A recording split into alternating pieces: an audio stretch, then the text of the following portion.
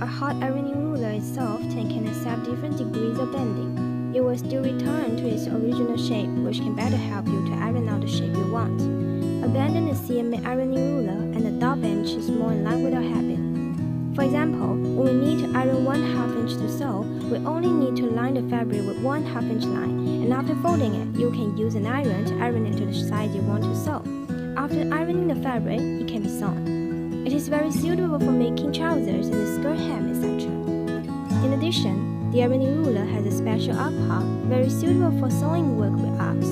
For example, when making pockets, you can use our ironing ruler to make a circular arc at the bottom of the pocket. Furthermore, there are 3 angles on the ironing ruler to facilitate your sewing work with angle requirements. For example, when we need to sew clothes with an angle of 45 degrees, we only need to use a pen to make the mark on the clothes to sew clothes with 3 common angles.